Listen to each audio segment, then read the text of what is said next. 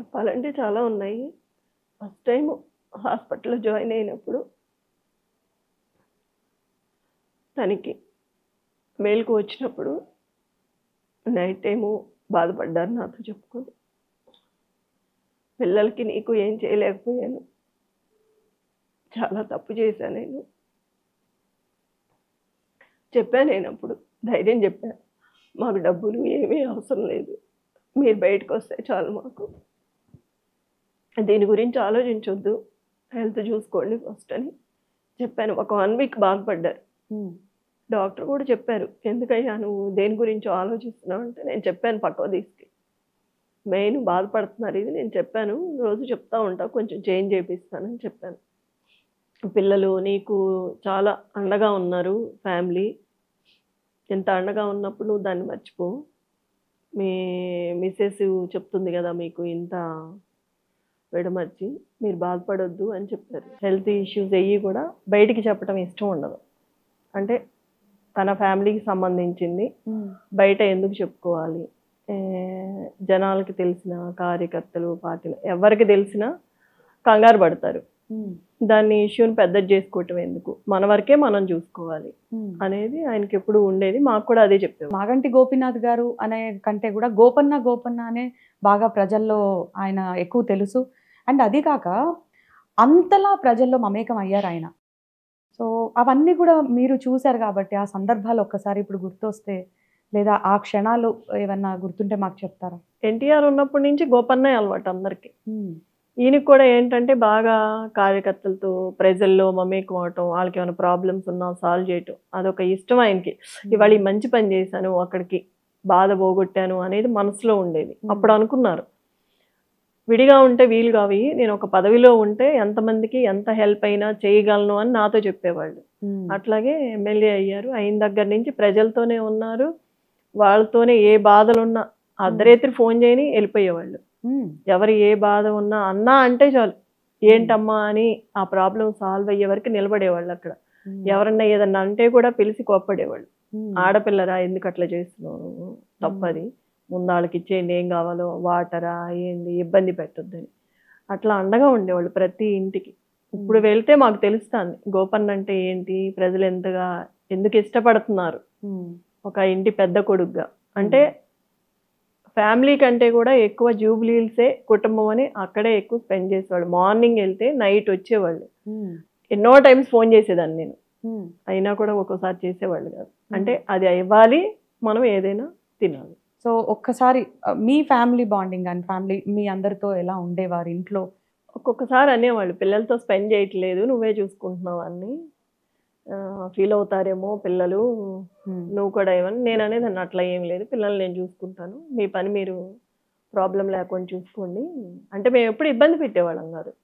భోజనం ఒకటి కంటిన్యూగా చూసేవాళ్ళం, తింటున్నారా లేదా, కొంచెం అది తింటే బాగుంటుంది, హెల్త్ ప్రాబ్లమ్స్ అవుతాయి. మళ్ళీ ఫస్ట్ నుంచి నా పెళ్ళైన దగ్గర నుంచి హెల్త్ ఇష్యూస్ ఏమీ లేవు. ఫస్ట్ టైం నేను చూడటం ఇప్పుడు ఈ ఇష్యూ కూడా. అంటే ఒక జీవిత భాగస్వామిగా మీతో ఉండేటువంటి విధానం అనేది, అంటే ఇన్నేళ్ళు మీరు ఆయనతో ట్రావెల్ చేశారు, ఒక వైఫ్గా ఉన్నారు, ఆ బాండింగ్ అనేది ఎట్లుంటుంది అనేది మీ మాటల్లో వినాలని ఉంది. అంటే మీరు మర్చిపోలేని విషయాలు ఏమైనా ఉన్నాయా ఆయనతో గడిపిన క్షణాలు? చెప్పాలంటే చాలా ఉన్నాయి. ఫస్ట్ టైం హాస్పిటల్లో జాయిన్ అయినప్పుడు తనకి మెలుకువ వచ్చినప్పుడు నైట్ టైము బాధపడ్డారు నాతో చెప్పుకొని. పిల్లలకి నీకు ఏం చేయలేకపోయాను. చాలా తప్పు చేశా నేను. చెప్పా నేనప్పుడు. ధైర్యం చెప్పా. మాకు డబ్బులు ఏమీ అవసరం లేదు. మీరు బయటకు వస్తే చాలు మాకు. దీని గురించి ఆలోచించొద్దు. హెల్త్ చూసుకోండి ఫస్ట్ అని చెప్పాను. ఒక 1 వీక్ బాధపడ్డారు. డాక్టర్ కూడా చెప్పారు. ఎందుకయ్యా నువ్వు దేని గురించో ఆలోచిస్తున్నావు అంటే నేను చెప్పాను పక్కకు తీసుకెళ్ళి. మెయిన్ బాధపడుతున్నారు ఇది నేను చెప్పాను. రోజు చెప్తా ఉంటా కొంచెం చేంజ్ చేపిస్తానని చెప్పాను. పిల్లలు నీకు చాలా అండగా ఉన్నారు ఫ్యామిలీ. ఇంత అండగా ఉన్నప్పుడు నువ్వు దాన్ని మర్చిపో. మీ మిసెస్ చెప్తుంది కదా మీకు ఇంత విడమర్చి మీరు బాధపడొద్దు అని చెప్పారు. మీరు బాధపడుతుంటే మేము చూడలేకపోతున్నాం. కాకపోతే మీరు ఆయనతో గడిపిన ఆనంద క్షణాలు ఏమైనా గుర్తున్నాయా? అంటే 2008లో 7లో ఇక్కడికి వచ్చాం మీ ఇంటికి. వచ్చినాక కొంచెం బెటరు. కానీ నాతో చెప్పేవాళ్ళు, మన కష్టాలు బయటికి చెప్పొద్దు, మీ మదరాళ్ళకు కూడా చెప్పొద్దనేవాళ్ళు, తెలియనివ్వద్దని. అంటే అంత గోప్యంగా ఉంచేవాళ్ళు. ఒకళ్ళ దగ్గర మనం వలస అవ్వకూడదు, మన బాధ మనతోనే ఉండాలి.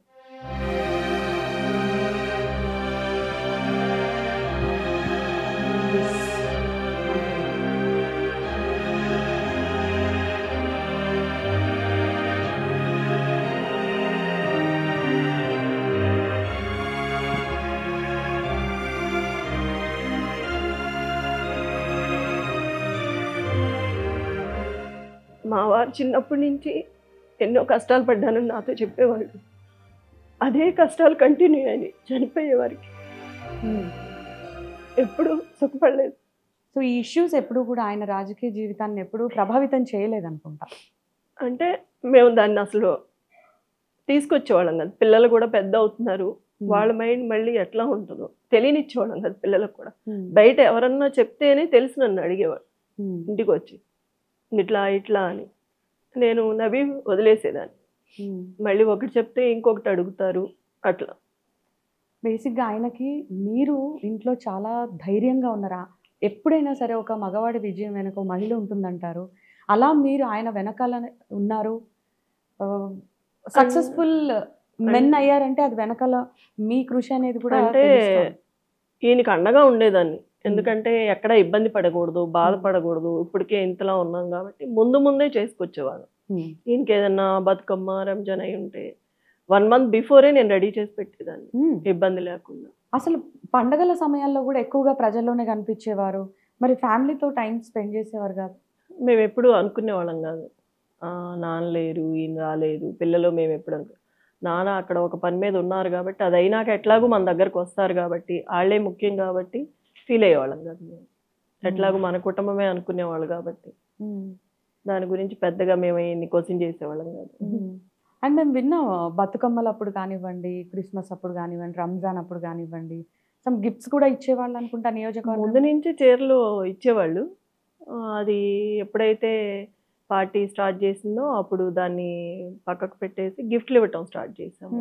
బతుకమ్మకి, రంజాన్కి, క్రిస్మస్కి, అన్ని పండుగలకి ఏదో ఒకటి ఇస్తూనే వచ్చారు ఇప్పుడు వరకు. అంటే పార్టీతో సంబంధం లేదు, పార్టీతో సంబంధం లేదు. పార్టీతో సంబంధం లేకుండా తను ఓన్గా చేసేవాళ్ళు. అదొక ఇష్టం ఆయనకి, ఇష్టంతో చేసేవాళ్ళు ఆ పని. అంటే ప్రజలు బాగుండాలి, ఏదో ఒకటి ఇవ్వాలి, వాళ్ళకి అవసరం ఉంటుంది, అట్లా ఆలోచించేవాళ్ళు. ఇప్పుడు కూడా ఏ ఇంటికి వెళ్ళినా ప్రతి ఒక్క మహిళ అదే అంటుంది, అన్న మాకు ఎప్పుడు ఇస్తారు, కిచెన్లో మొత్తం అవే అని చూపిస్తున్నారు లోపలికి తీసుకెళ్ళి.